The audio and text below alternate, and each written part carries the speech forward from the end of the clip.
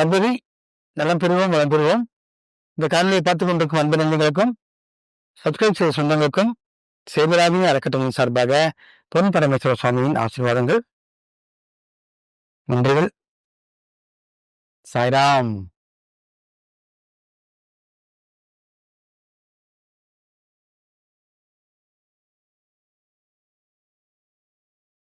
சப்த சுரங்களுக்கும் சப்த நாடிகளுக்கும் என்ன தொடர்பு இருக்கு? சப்த நாடிங்கிறது என்ன? நான் உடம்புல இருக்கக்கூடிய 7 சக்கரம் தான். நாடி நரம்புகளின் பின்னல் தான் சக்கரம் என்பது. மூலாதாரம், சுவாதிஷ்டானம், மணிபூரகம், அநாதகம், விசுத்தி, ஆக்ஞா, சகசிராரம். இந்த சக்கரம் எல்லாம் இயங்குவதற்கு என்ன முக்கிய காரணம்? அதுக்கெல்லாம் யாரு பவர் கொடுக்குறாங்க? கரண்ட் எங்கிருந்து வருது? இத்தனைக்கும் பத்தி இதுல இந்த காலையில தெரிஞ்சுக்கலாங்க.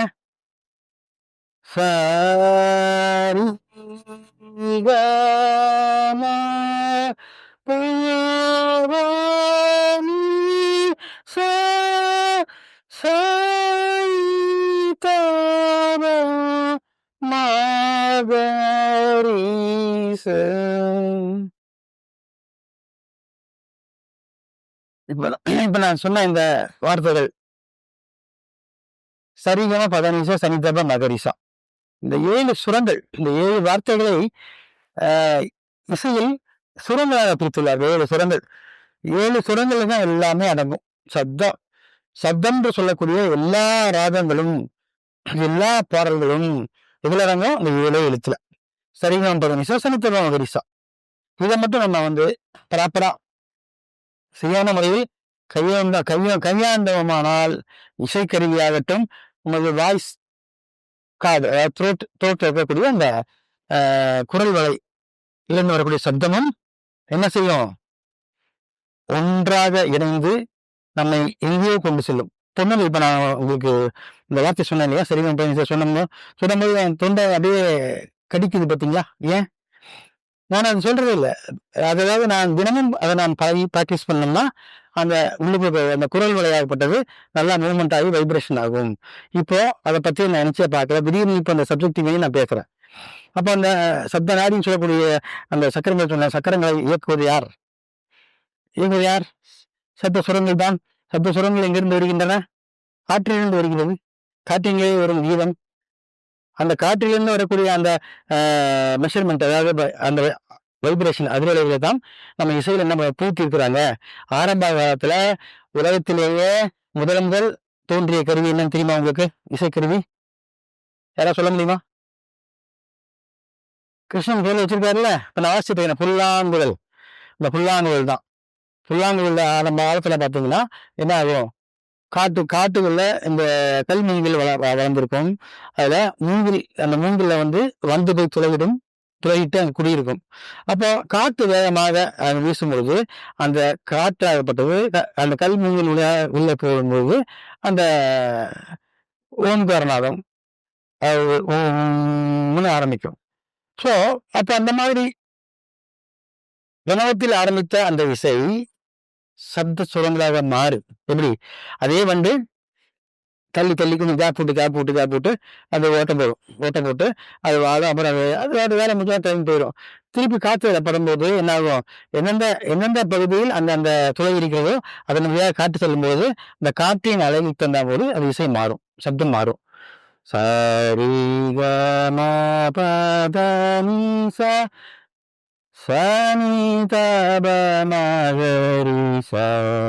இவ்வளவுதான். இதுலதான் விஷயமே இருக்குது. அதே மாதிரி நம்ம உடம்புல சொன்னோம் இல்லையா, மூலாதாரத்துல இருந்து இது வரைக்கும் மேல பிரம்மரந்திரம் அக்னா சக்கரம் வரைக்கும் இருக்கக்கூடிய 7 சக்கரங்களும் நம்மை இயக்குகிறது. நம்மளை அறியாமையே அது வேலை செஞ்சுட்டு இருக்குது. அப்ப நம்ம அதை அறிஞ்சா என்ன ஆகும்? அதை நம்ம எது வேலை செய்யுதுங்கிறத நம்ம அதை நோக்குனா, அதை நம்ம கவனிச்சோம்னா இந்த ஸ்பெஷலா வேலை செய்யும். புரியுது நான் சொல்றது? இது எந்த ஒரு செயல் உனக்குள்ளே நடந்து கொண்டிருக்கிறதோ அந்த செயலை நீ நன்றாக கவனித்தானால் பர்ஃபெக்ஷன் ஆகும். அது உனக்கு கைகூடும், நன்றாக வேலை செய்யும். உன்னை ஆயுள் தீர்க்காயுளாக வைத்திருக்கும். எல்லாத்துக்கும் மேல நோயற்ற உடம்பாக வைத்திருக்கும். அதற்கு மேல் உணவு உள்ளுணர்வு என்று சொல்லக்கூடிய இன்ட்யூஷன் சக்தி அதிகமாகும். உள்ளுணர்வு அதிகமாகும் போது என்ன ஆகும்? நீ வாழ்க்கையில நாளைக்கு என்ன நடக்குங்கிறது இன்னைக்கு தெரியும். அதுக்கு தகுந்த மாதிரி நீ உன்னுடைய வாழ்க்கையை மாற்றிக்கொண்டு சென்று கொண்டே இருக்கலாம். சப்த நாடிகளும் சப்த சுரங்களும் ஒன்றாக இணைந்து வேலை செய்து கொண்டுதான் இருக்கிறது. அதை நம்மால் பார்க்கவும் முடியாது, கேட்கவும் முடியாது. எப்படி பார்க்க முடியும், எப்படி கேட்க முடியும்? எப்படி பார்க்க முடியும்? கண் கொண்டு நம்முடைய சப்த நாடிகளை பார்க்க முடியுமா? முடியும். எப்படி தெரியுமா? அவன் செய்யக்கூடிய அந்த வார்த்தைகள், அவன் பேசக்கூடிய வார்த்தைகள், அவன் செய்யக்கூடிய செயல்கள், அவனுடைய குணநலனுக்கு தகுந்த மாதிரி அந்த 7 சக்கரங்களும் வேலை செய்யும். 7 சக்கரம் வேலை செய்யறதுக்கு தகுந்த மாதிரி தான் அவனுடைய புத்தி மாறும்.